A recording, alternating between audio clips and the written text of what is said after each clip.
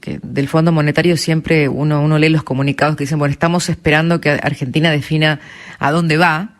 Esta sensación de que no hay plan parece ser el discurso general. Yo estoy convencida de que en el no plan hay un plan, pero es una de las preguntas que tenía muchas ganas de hacerle a nuestro entrevistado de este momento, que ya está conectado, y hablo del ex candidato a presidente José Luis Espert, líder, uno de los referentes liberales de Avanza Libertad. Y ante todo, muy buenas noches, José Luis, gracias por estar con nosotros. Hola, ¿qué tal? Buenas noches. Bueno, como te decía recién, dicen que no tiene plan este gobierno, sobre todo cuando hablamos de economía. ¿Cuál es el plan a su criterio de este gobierno que estamos observando, que parece desorientado, excepto cuando tiene que, no sé, poner cepos, controles de precios o restricciones más y más? No, yo creo que siempre todo gobierno tiene un plan. No estoy de acuerdo con que puede no tener un gobierno un plan. Yo creo que el plan de Argentina hace rato, yo creo que por lo menos un siglo. En el último medio siglo ese plan, independientemente de quién gobernara, no civiles, militares, radicales, peronistas, cambiamistas, kirchneristas, con sus más y con sus menos ha sido más o menos el mismo siempre.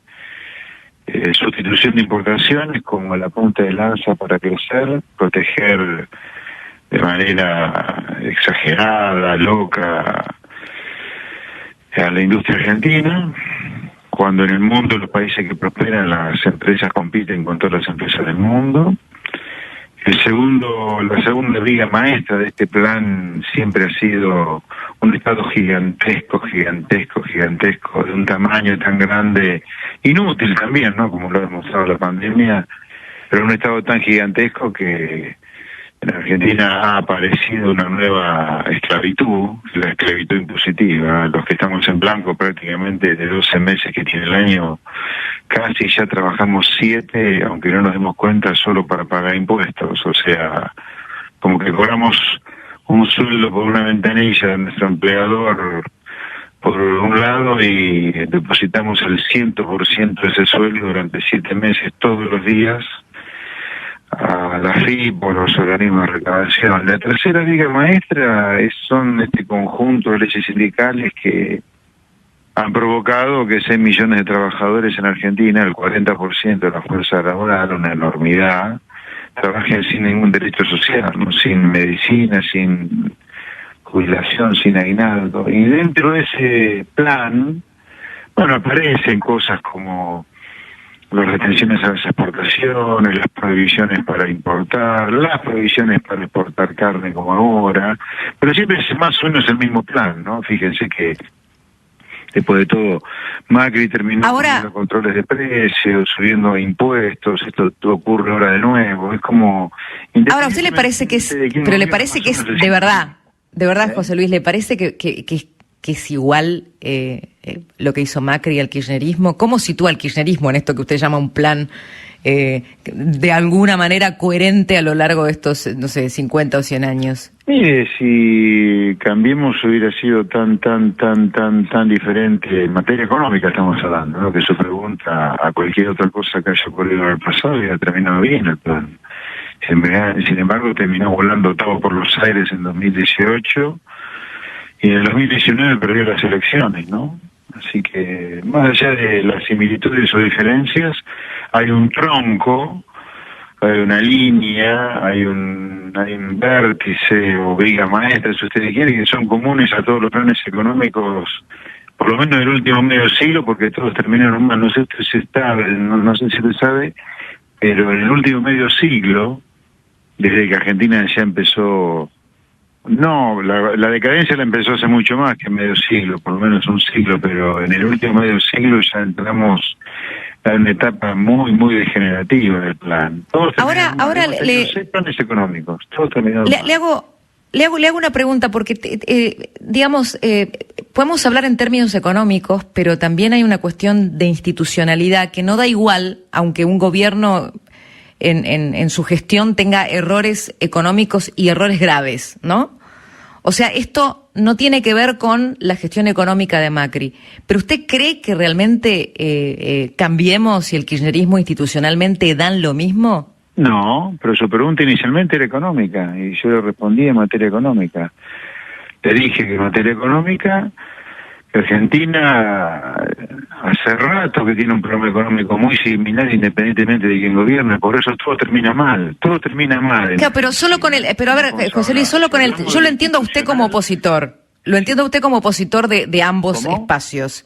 Lo entiendo a usted como opositor de ambos espacios, pero solo en el tema de la carne, por dar el ejemplo del tema de hoy, sí. Macri mejoró las condiciones para que la industria volviera a exportar y eso ocurrió. El kirchnerismo puso el cepo.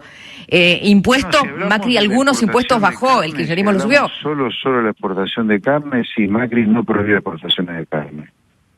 Sí, es cierto. Y la prohibición, lo que es increíble respecto de la prohibición de exportación de carnes es que el mismo kirchnerismo repita lo que hizo hace poco, hace 10 años, como mucho, que provocó una caída del stock de ganado vacuno tan grande, que después el precio de la carne explotó. Y lo mismo va a ocurrir ahora probablemente. A lo mejor hay algún alivio transitorio en el precio de la carne, pero esto va a provocar una enorme desinversión si se mantiene en el tiempo. Sí, sin duda. Como consecuencia de lo cual la carne la vamos a tener cara de nuevo. Ahora, lo que no entiendo es cómo Argentina puede repetirse tanto en el error, ¿no? Es una cosa muy llamativa. Es que ahí es donde yo veo que... muy diferentes, ¿no? Pero es que ahí es donde uno ya no... Si el que comete el error sabe que eso no funciona, en realidad lo que está buscando es otra cosa. Pero volviendo a algo que me parece muy interesante y desafiante, porque usted me decía recién, usted me preguntó de economía. Yo tengo la sensación de que cuando hablamos de economía, también hablamos de cuestiones políticas e institucionales, porque una economía sana, o por lo menos de libre mercado, sin seguridad jurídica, que es algo que proveen las instituciones, tampoco funciona. Entonces no están separadas economía e institucionalidad, no son dos planos totalmente divorciados, porque una economía sana no puede estar oxigenada sin instituciones que por lo menos ofrezcan certidumbre. No es así. Yo quiero vivir en un país donde haya de las dos cosas, donde haya seguridad por eso. Jurídica. No, pero una cosa es lo que yo deseo y otra cosa es lo que ocurre en el mundo. Yo le voy a contar casos donde no ocurre esto.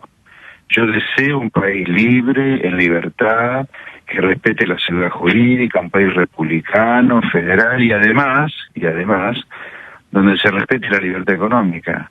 Pero hay países asiáticos de dictaduras feroces en materia política y en materia económica son recontra liberales, donde explotan la exportación, vuela el PBI, países ricos directamente. Bueno, pero son liberales para esos resultados. Pero José Luis, son liberales para los resultados macroeconómicos. Hay de todo. Yo quiero vivir en un país, como le decía recién, donde haya seguridad jurídica, libertad individual, respeto a la institucionalidad. Bueno, coincidimos.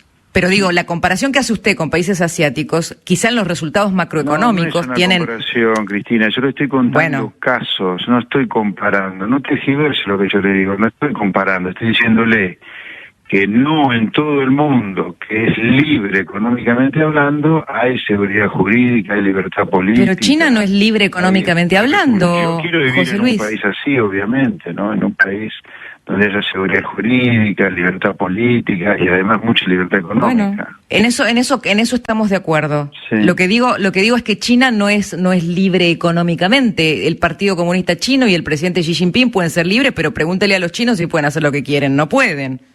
Pero sí, yo lo único que le dije, a ver, usted empezó diciendo que básicamente hay una sola cosa monocorde, de seguridad jurídica, espíritu republicano, libertad económica, y yo le digo, mire, yo quiero vivir en un país así, pero no todo el mundo vive así. De hecho, en China es un país que es de los que más ha crecido en los últimos 30 años, producto de que se ha vuelto muy capitalista en materia económica. Ahora no hay ninguna libertad política. Y totalmente. Eso yo no lo quiero para mi país, pero de ninguna manera quiero eso, obviamente.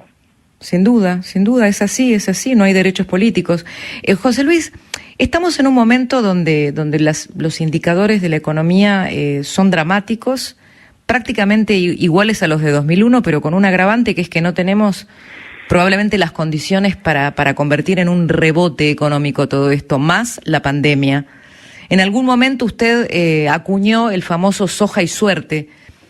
¿Cómo ve este contexto en el cual el país, sin un horizonte claro en vacunación, o por lo menos por la lentitud que estamos viendo, está más que empantanado? Mire, yo lo he dicho en repetidas oportunidades, yo creo que el kirchnerismo es lo peor que le pasó a la Argentina desde que volvió la democracia. Estamos viviendo eso. Estamos en un desastre absoluto en materia epidemiológica, a la luz de los contagios y las muertes, pero ahí no tomo el día de hoy, que ha sido récord histórico, sino lo que está ocurriendo ya desde hace meses. El año pasado, de hecho, en el medio de un cierre brutal de la economía que provocó el peor derrumbe en la historia económica argentina, con una caída del 10% del PBI, estuvimos en un cuarto lugar por millón de habitantes en cantidad de muertos. Y en materia económica, sí, es un desastre lo que está ocurriendo, de cierre de comercio, de empresas que se van, los jóvenes que se quieren ir, hay una pérdida de esperanza muy grande hacia adelante. Así que yo diría, sí, estamos frente a un desastre epidemiológico y económico, pero hay que tener presente, sí tengamos presente que la matriz rectora de este desastre epidemiológico de Argentina y económico viene de la provincia de Buenos Aires, desde el gobernador de la provincia de Buenos Aires, Kicillof. Para usted, ¿cuál es el rol real? ¿Cuál es el rol real de Kicillof, a quien llamó bolchevique el otro día? Para usted, ¿cuál es el rol real de Kicillof? Central, yo creo que central en el gobierno nacional. Su palabra, su pensamiento es muy influyente en Cristina Kirchner, que es crítica en el gobierno de Alberto Fernández. Por eso yo le apunto todos los cañones a Kicillof. Por eso yo creo que Kicillof es el hombre a derrotar en las elecciones de 2021. Por eso yo he dicho que si bien nosotros desde Avanza Libertad vamos a ir por nuestro lado, sí también lo he dicho públicamente que sería bárbaro que si nos ponemos de acuerdo en tres cosas críticas que Argentina tiene que cambiar para que le empiece a ir bien alguna vez, que es su vinculación con el mundo, con un comercio libre, que es tener un Estado que recaude una cantidad de impuestos razonables para no exprimir a la gente de impuestos como hoy, y leyes laborales que provoquen que explote el trabajo en blanco, no en negro como hoy. Si nos ponemos de acuerdo en esas tres cosas, las firmamos y salimos a hacer campaña con eso, yo lo que propuse es un gran paso de todo el arco antikirchnerista, porque creo que Kicillof es necesario que sea derrotado para empezar a pensar un país algo más razonable para la gente de trabajo, de esfuerzo, comercial. O sea, para usted Kicillof es como el verdadero presidente, ¿no? ¿Cómo? Para usted Kicillof es como el verdadero presidente en los hechos. Desde el punto de vista de la influencia que tiene, sí, en los hechos sí. En los hechos sí, porque es crítico en la estrategia desastrosa, por supuesto, en materia epidemiológica de Argentina, y es crítico en el desastroso rumbo económico de Argentina. Recordemos que el pasado de Kicillof fue prácticamente un prontuario en materia económica, ¿no? Recuerden que en 2014, cuando tuvo que elegir entre respetar el fallo de Griesa, justicia americana que Argentina fue a buscar en 2005 con el gobierno de Néstor Kirchner, lo decidió desacatar, cambiar el lugar de legislación para el pago de la deuda y nos mandó al default. Destruyó el mercado de biocombustibles, estatizó tan mal YPF que hoy Argentina está litigando en Nueva York una deuda que vamos a tener que pagar todos los contribuyentes por más de 4.000 millones de dólares. Lo del Club de París también, ¿no? ¿Cómo? Lo del Club de París también, que todavía no se conoce el acuerdo. Renegoció tan mal la deuda con el Club de París que pagamos penalidades al divino botón por 4.000 millones de dólares. O sea, un desastre con nuestra economía, pero la ciudadanía decidió ponerlo como gobernador. Bueno, ahí tenemos un desastre en la provincia de Buenos Aires que se extiende a todo el país. Sí, sin duda que José Luis es el hombre a derrotar en esta elección, creo yo. José Luis, usted planteaba recién un paso de todo el arco antikirchnerista. ¿Cree que eso es posible en las elecciones legislativas? Y ahí inmediatamente va la otra cuestión de si los espacios antikirchneristas separados no terminan siendo funcionales al gobierno. Bueno, son dos cosas diferentes, ¿no? Esto de que cualquier alternativa a Cambiemos como opositor se transforme en funcionario del gobierno es un verdadero disparate. Porque después de todo, si Cambiemos hubiera sido un gobierno tan genial, hubiera ganado en 2019, y no le hubiera votado como le votó casi todas las veces al kirchnerismo. Pero aclarado esto, más allá de esta discusión, que creo que es un delirio, creo que es muy importante que si por el bien del país se ha derrotado en la elección del 2021. Por eso yo hablo de esta gran paso, pero se la base de estas tres ideas. A mí una paso, si no se defiende esto, que es la ley de gravedad económica, comercio, un Estado razonable y leyes laborales que promueven el empleo blanco, a mí no me interesa una paso. Pero bueno, pero usted por su lado estaría dispuesto a una negociación que de alguna manera unifique las posiciones de Cambiemos, del sector liberal y de todo lo que sería la oposición antikirchnerista. Perdón, se me cortó un poquito la primera parte de la pregunta, ¿cómo era? Que usted estaría de acuerdo con una negociación para unificar fuerzas en esta misma elección con todos los sectores antikirchneristas. Sí, claro, no solo Juntos por el Cambio, sino, por ejemplo, el amañismo, por ejemplo, el peronismo no kirchnerista o cualquier otro que adhiera a estas tres cosas que yo le decía antes: apertura al comercio, un Estado de un tamaño razonable y leyes laborales que promuevan el empleo en blanco.